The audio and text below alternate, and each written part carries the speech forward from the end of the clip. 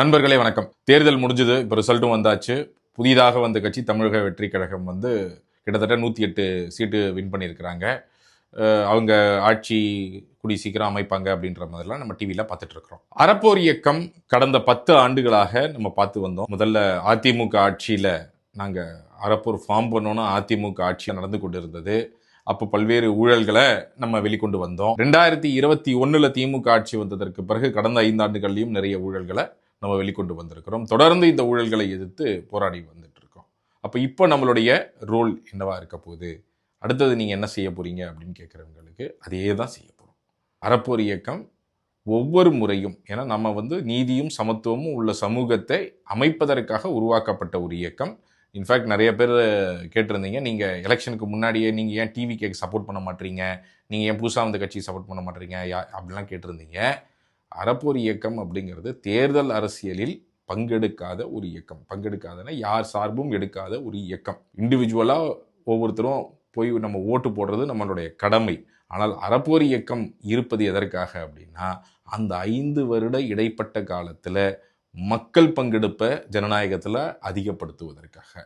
ஒரு நீதியும் சமத்துவம் உள்ள சமூகம் அமையணும், ஊழலை ஒழிக்கணும், நம்ம ஏற்றத்தாழ்வுகளை குறைக்கணும் அப்படின்னு சொன்னால் மக்களாகிய நாம இந்த ஜனநாயகத்தில் தொடர்ந்து பங்கெடுத்து அதற்கான தீர்வுகளை நோக்கி வேலை செய்யணும். அதனால இன்னைக்கு சேவை உரிமை சட்டம், ஊழலை ஒழிக்கணும்னா சேவை உரிமை சட்டம், முக்கியமாக லஞ்சம் பல அலுவலகத்தில் வாங்கப்படுதுன்னா சேவை உரிமை சட்டம் கொண்டு வருவோன்னு மேனிஃபெஸ்டோவில் சொல்லியிருக்கிறாங்க. நம்ம ஆன்டி கரப்ஷன் மேனிஃபெஸ்டோ இது பண்ணி எல்லாருக்கும் கொடுத்துருந்தோம்.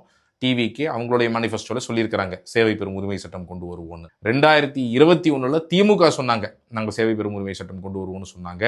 ஆட்சி அமைஞ்சோனையே டெண்டரில் மாற்றம் கொண்டு வருவோம்னு சொன்னாங்க. நாங்கள் ஆட்சி அமைஞ்சோனையே போய் அவங்கள என்கேஜ் பண்ணி தொடர்ந்து அதற்கான மாடல் பில்லெல்லாம் கொடுத்து, அப்போது முதலமைச்சராக இருந்த ஸ்டாலினை பார்த்து மாடல் பில்லெல்லாம் கொடுத்து நீங்கள் இதை கொண்டு வாங்கன்னு சொன்னோம். முதல் அசம்பிளி செஷனில் அனௌன்ஸ் பண்ணாங்க.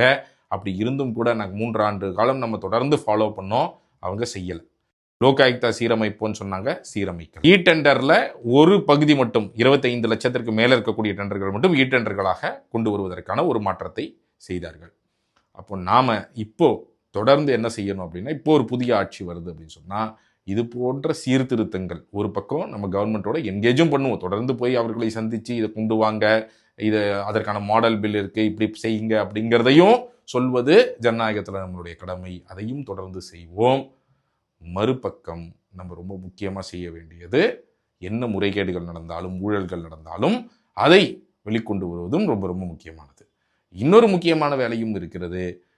அதிமுக ஆட்சி காலத்தில் நடந்த ஊழலை திமுக ஆட்சி எப்படி காப்பாத்திச்சுன்னு பார்த்தோம். இப்போது அதிமுக ஆட்சி நடந்த ஊழல்களும் புகார்களும் இன்னும் நிறைய பெண்டிங்கில் இருக்குது. திமுக ஆட்சி காலத்துடைய ஊழல் புகார்களும் இன்னும் நிறைய பெண்டிங்கில் இருக்குது. இப்போ அதையெல்லாம் இவர்கள் நடவடிக்கை எடுப்போம், ஒரு ஊழலும் செய்ய மாட்டோம், ஊழல் மீதெல்லாம் நடவடிக்கை எடுப்போம் என்று சொல்லி ஆட்சிக்கு வந்திருக்கக்கூடிய தமிழக வெற்றி கழகம் இப்போ இவங்க அந்த நடவடிக்கைகள்லாம் எடுக்கிறாங்களா அப்படிங்கிறத நம்ம பார்க்க போகிறோம். அடுத்த 3 மாதத்திலிருந்து 6 மாத காலத்திற்கு அஃப்கோர்ஸ் அவங்க ஒரு புது கவர்மெண்ட் வந்தாங்கன்னா அவங்களுக்கான டைம் நம்ம கொடுக்கணும். அந்த டைமில் அவங்க இந்த மாதிரி ரிஃபார்ம்ஸ் எல்லாம் சொல்லப்பட்ட இப்போ சேவை பெறும் உரிமை சட்டமாகட்டும் இது போன்ற விஷயங்கள்லாம் கொண்டு வருவதற்கு தொடர்ந்து முயற்சிகளை நம்ம ஒரு பக்கம் மேற்கொள்வோம். அடுத்ததாக இமீடியட்டாக வரப்போது என்னென்னா, ஊழல்லாம் பண்ண மாட்டோம். நீங்கள் வேணால் இந்த வீடியோவை பாருங்கள். நான் ஜெயிச்சு வந்த பிறகு மக்கள் பணத்தில் ஒரு பைசா கூட தொடமாட்டேன், ஊழல் கரை படியவே விடமாட்டேன். பார்த்துருப்பீங்க இப்போ இந்த வீடியோவை. இதில் என்ன சொல்லியிருக்கிறாங்க அப்படிங்கிறது பார்த்துருப்பீங்க. ஒரு பைசா லஞ்சம் வாங்க மாட்டோம், ஊழல் பண்ண மாட்டோம் அப்படிலாம் சொல்லியிருக்கிறாங்க. ஓத்தெலாம் எடுத்திருக்கிறாங்க. உண்மையிலே அப்படி தான் இருக்க போகுதா? அடுத்தது அமைச்சரவை பட்டியல் வரப்போகுது. கேள்வி என்னன்னா, இப்போ திருநெல்வேலி போன்ற கேண்டிடேட், ஸோ நம்மளுடைய வேலை இன்னிலேருந்தே ஆரம்பிச்சிடலாம்.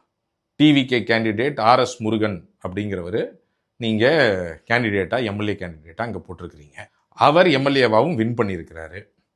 அவருடைய குவாரி, அவருடைய மனைவி பெயரில் இருக்கக்கூடிய quarry Sindhu, wife of RS Murugan, நீங்கள் வேணால் பார்க்கலாம். இந்த குவாரியில் கிட்டத்தட்ட 5.8 கோடி ரூபாய் அளவிற்கு இவர் சட்டவிரோதமாக கிட்டத்தட்ட 96,000 கனமீட்டர் இவர் கற்களை ரஃப் ஸ்டோன் அள்ளி இருக்கிறாருன்னு சொல்லி சப்கலெக்டர் போட்ட பெனால்ட்டி ரிப்போர்ட்டையும் நீங்கள் பார்க்குறீங்க. அப்போ இவர்களை போன்றவர், இவர் பெரிய ஹைவேஸில் கான்ட்ராக்டர். நீங்கள் இவரை போய் நீங்கள் ஹைவேஸில் கேட்டிங்கனாலே கதையாக சொல்லுவாங்க. இப்போ கேள்வி என்னென்னா, இவரை போன்றவர்களை அடுத்தது நீங்கள் அமைச்சர் மாதிரி ஆக்கிட்டீங்க அப்படின்னு சொன்னால் என்ன ஆகும்?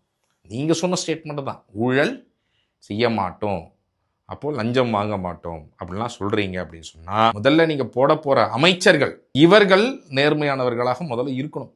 ஸோ அதனால நீங்க என்ன அமைச்சரவை போட போறீங்க அப்படிங்கிறத நாங்கள் பார்க்க போறோம். அதுல முதல் கோரிக்கையாக அறப்போரிலிருந்து இந்த RS முருகன் போன்றவர்களை தயவு செய்து அமைச்சர்களாக போடாதீங்க. இதெல்லாம் போட்டீங்கன்னா நீங்க சொன்ன தூய சக்திங்கிறது முதல் நாளே அடிபட்டு போயிடும். நன்றி, வணக்கம். திருடனாக பார்த்து எவனும் திருந்தவும் மாட்டான். நாம திமிரி எழுந்த இனி எவனும் திருடவும் மாட்டான். நாம திமிரி எழுந்த இனி எவனும் திருடவும் மாட்டான்.